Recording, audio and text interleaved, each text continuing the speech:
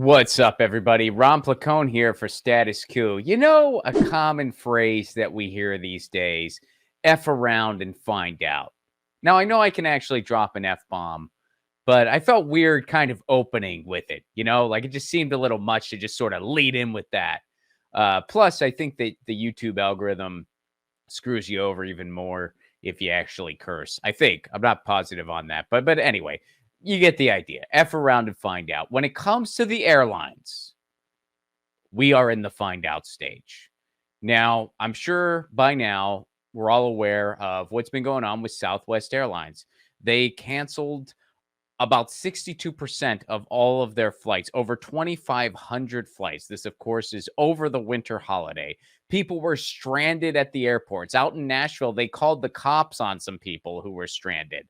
And it's not just passengers, by the way. It's also their own employees. Their employees are stranded in different places because they use this point-to-point system that went completely haywire and didn't work. Plus, they're grossly understaffed.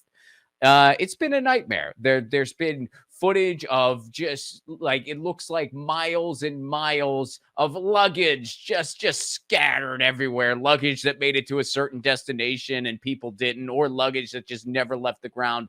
It's a dystopian wreck, and we are in the find out phase, folks. Why do you say that, Ron? Well, we can trace this all the way back to 1978. Oh, first of all, meanwhile, while this has been going on, they are raking in record profits. They are giving extreme profit bumps to their shareholders and themselves. The CEO makes, I think, about $9 million a year. And this can all be traced back to 1978. So the Airline Deregulation Act, what is it? The Airline Deregulation Act is a 1978 United States federal law that deregulated the airline industry in the United States, removing U.S. federal government control over such things as fares, routes, and market entry of new airlines, introducing a free market. It usually leads to good things when they use that in the commercial airline industry, and leading to a great increase in the number of flights, a decrease in fares, and an increase in the number of passengers and miles flown. All right. So in 1978, which, by the way, good year for music. One of my favorite live albums of all time, Bursting Out by Jethro Tull, was released that year. And this thing came about too. Now, when this act first came to be, technology was rapidly changing in air travel. And for a long time, air travel was considered something solely reserved for the elite. It was a very expensive thing. And technology got better and better, and there were more airlines sprouting up, and to travel via plane got cheaper and cheaper. So this was seen as a good thing, which, hey, competition is a good thing. You know me, I'm a big antitrust guy. Monopolies are bad. Competition is good. Totally. So more airlines were sprouting up, and fares were going down. More people were able to fly. Cool. People saw this as a largely good thing. But as time kept going, it became less and less of a good thing. Well, why is that? Well, because when you completely deregulate something, that also means that you don't have any consumer protections. So you don't have any protections when it comes to mergers, or when it comes to gobbling up more than they can chew, or when it comes to customer service in many cases. So what would happen in the airline industry? Well, all kinds of protections and standards when it came to safety, when it came to staffing, when it came to labor, and when it came to the customer, those all kind of went out the window too. And things slowly and slowly got worse. There'd be airlines that would bite off more than they could chew. They would push their limits. They would start going downhill because people wouldn't want to use them anymore. So what would happen? Well, they would just be gobbled up by another airline. And then that airline would gobble them up, trying to maximize profit. But they would go downhill too in the interim because they would be biting off more than they could chew. And the cycle continued and continued and continued. Then, of course, they would act as a unit to price gouge during certain times. They take advantage of certain situations in the world, i.e. a war or a pandemic, to price gouge. And that's kept happening and happening. And what else did they do? Well, they would use their power to make sure that air travel became the lay of the land. The little engine that might. Now, this article is from 1993, and it's from the Texas Monthly. Now, this article is about a high speed rail that was going to come to Texas, but it faced a lot of opposition. Well, what was one of the big oppositions to this? The airline industry, in particular, Southwest Airlines. This article actually mentions Southwest by name. They didn't want a high speed rail to happen because they wanted air travel to be the lay of the land. Now, just imagine 1993 was about 30 years ago. Imagine if Texas would have had an extensive high speed rail, what that could have led to over the past 30 years.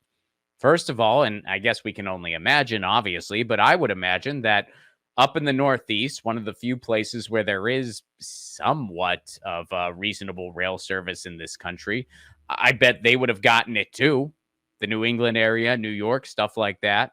I bet California would have gotten something, and I bet it would have spread throughout the country over the course of 30 years. We may have a completely different rail system than we have now, or at least a reasonably better one, at the very least. But Southwest helped put a stop to that.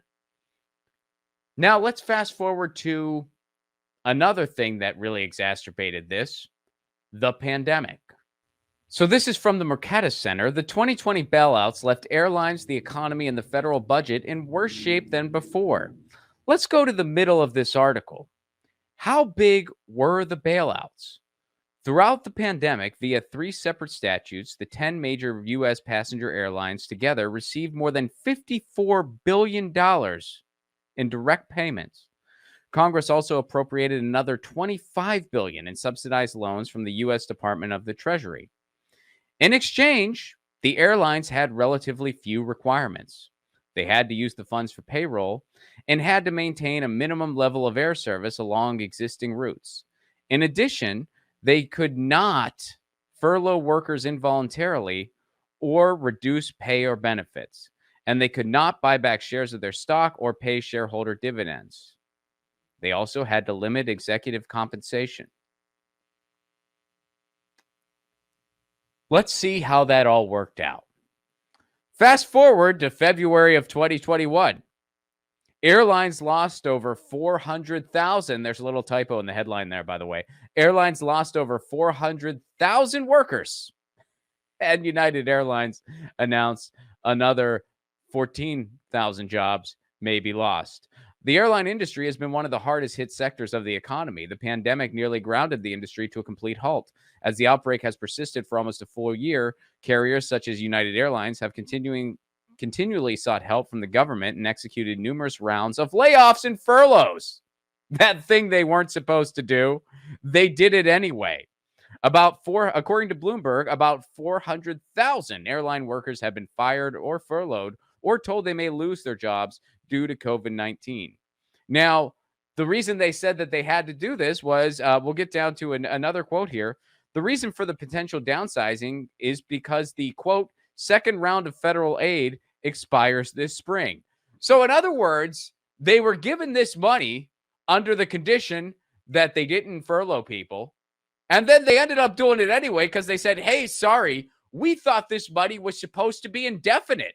Since it's not, and since we're not going to get it continuously, we're just going to fire and lay people off anyway. And we don't care. And what are you going to do about it? And we got our answer. Absolutely nothing. So what happens when you allow an industry to have no regulations whatsoever, to allow them to exploit their labor, which they do? They exploit the baggage handlers. They exploit the staff on the plane. They exploit the pilots. What happens when you don't have any safety protocols for customers? You don't have any recourse for customers. You're just kind of at the mercy. What happens when you allow them to stifle other industries, i.e. a high-speed rail? And they answer to absolutely nobody. And then what happens during a pandemic when you give them an unlimited check with no responsibility on their end? And what little responsibility you asked from them, they said, hey, tough, we're not going to do it. And you ain't going to do anything about it. And then on top of all this, you add a Secretary of Transportation who is grossly unqualified to be doing what he's doing. Pete Buttigieg has no qualifications whatsoever to have that job, and he is doing absolutely nothing about any of this, just like he did nothing about the supply chain crisis. The only thing he has been adamant about since he's had that gig is trying to privatize all of our roads, which would be a freaking disaster. And that is why we are in the find out period. Now, I know that Southwest is the main culprit here, but there will be other airlines. And unless something drastically changes, this is probably going to be the new normal. We fucked around slowly but surely since 1978. And now we are finding out.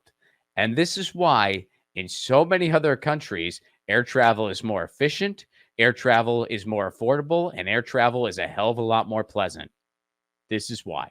And folks, I'll be out on the road coming up in 2023. January 7th, I will be in San Diego, California. That's a free show. If you're broke from New Year's Eve, come on out January 7th. It's free.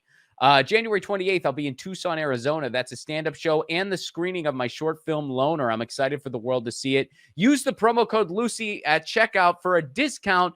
But don't wait, act now. That's an early bird special. It's going away soon. So get your tickets now, Tucson, and use the promo code Lucy at checkout. Do not wait. And February 10th, April 14th, and May 12th, I'll be doing a string of shows in Los Angeles, working on my 2023 hour. For tickets and all information, ronplacone.com. And this is Ron Placone for Status Coup, signing out.